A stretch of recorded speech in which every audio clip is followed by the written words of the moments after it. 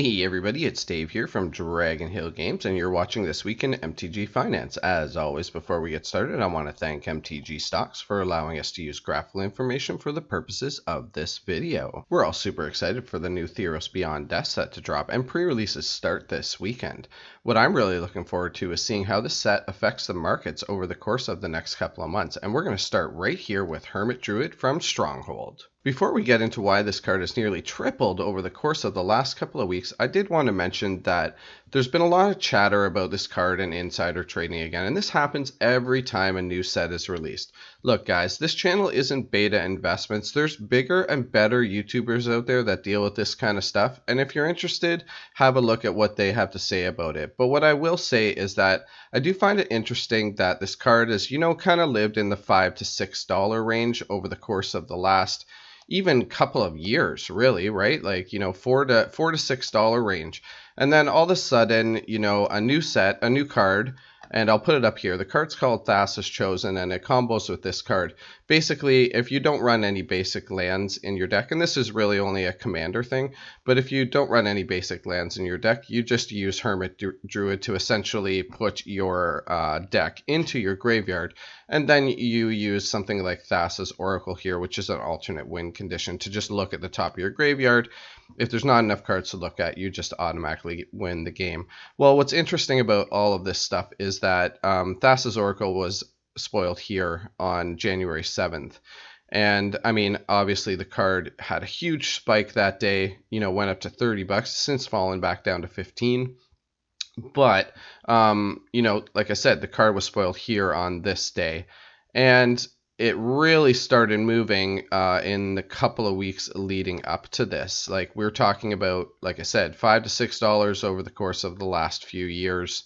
And then all of a sudden, hey, boom, on, let's say, around the beginning of January, we started going from 6 to 7, 7 to 8, 8 to 9, 9 to 10, 10 to 11, $12 the day before, Thassa's Oracle was even spoiled. And then boom, of course, when it's spoiled, it had a crazy spike because everybody immediately realized that it combos, with Hermit Druid. So there's a lot of talk about sort of what happened in this time frame. Why did it go from $6 to $12 over the course of a couple of weeks when it had been living in the $6 range for the last few years? But like I said, there's bigger and better YouTubers who deal with this kind of stuff. But I just did find it interesting and wanted to point it out to you guys.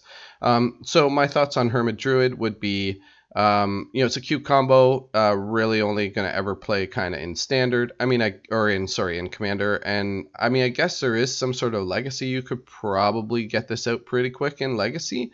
But I really don't really see that being a deck. It's really probably going to just be, another win condition sort of for, a green-blue colors in Commander. So at $15, I think in the unlikely event that you got a bunch of these kicking around, I mean, it's a really old card, right? Homeland's one of the oldest sets.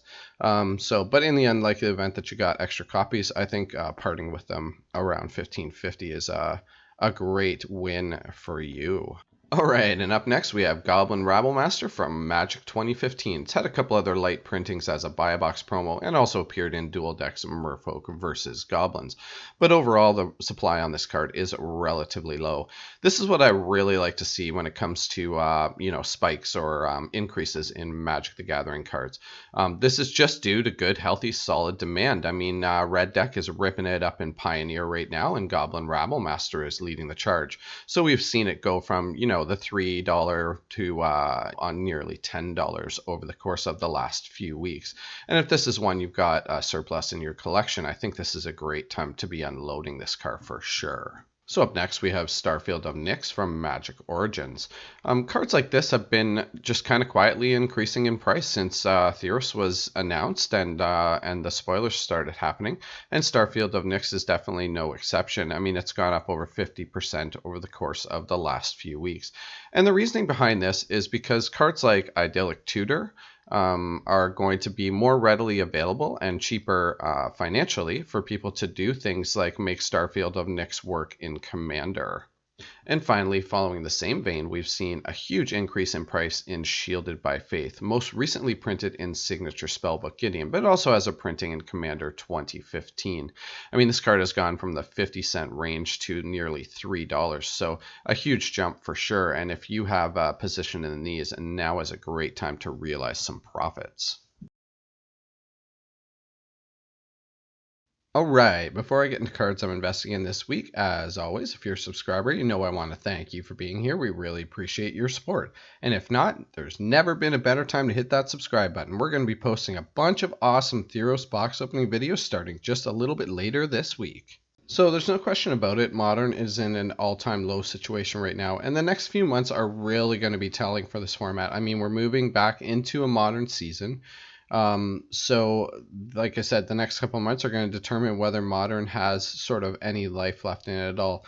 The reality is a lot of players have just sort of ported over from Modern to Pioneer. Modern is kind of, at least in my store, what I hear the players saying is that Modern's sort of a solved format, and they're tired of playing against the same 5-10 decks every single week. So Pioneer's throwing sort of a fresh new look on playing a non-rotating format for sure. So that said, until I see Modern kind of turn a corner, any investment I do in cards that would be found in that format are going to need to have sort of at least dual purposes or dual sort of crossover format compatibility for me to really be interested in a card. And I do have to say that I think these Horizon lands like Silent Clearing, Sunbaked Canyon, Fiery Islet, those type of things, they're pretty much all in all-time low situations right now. And these cards do get a little bit of legacy play. Obviously, they're played in Modern, but they also get a fair bit of Commander play. So any of these, like I say, at all-time low situations at the moment are pretty safe investments as far as I'm concerned. And in the event that Modern does sort of turn that corner and become the premier format for Magic the Gathering again, getting in at staple stuff like this at these prices will definitely net some amazing returns. All right, and up next we have Kea Orzhov Usurper printed in Ravnica Allegiance, and I wanted to thank subscriber David Kavanaugh for bringing this one to my attention last week. Actually, last week I did a video on cards you should be picking up before Theros drops, and this was one of the cards that was in that video. So the reason for that is, well, we bottomed out around the $5 mark, currently sitting at around $6 today. The great thing about this card is this price not because of play at season standard. As you can see, there's not a whole lot of decks that do run it in standard. It does get some play in things like Doom Foretold and things of that nature. But she's just a really good sort of control element found in any sort of Orzhov strategy or Esper control type strategy.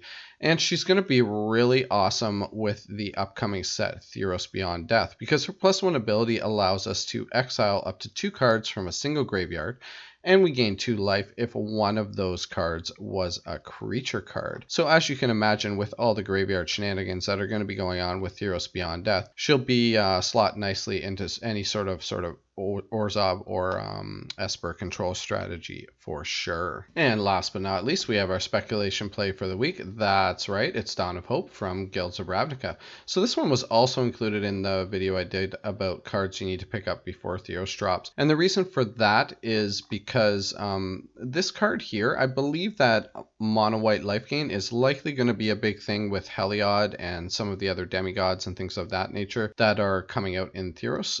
So it's just too many good things in standard for life gain to really not be a thing, and Dawn of Hope would definitely be part of that strategy. So south of $1.50, I think this is a great pickup, and there's the opportunity that, or the chance that this card may very well be, a $5-6 card if mono white life gain really does take off in standard. But that sort of speculation aside, it's just sort of a good long-term play. I mean, a card like this does see play in Commander, so this price will just sort of slowly creep up over time, and we've seen it bottomed out around 75 cents.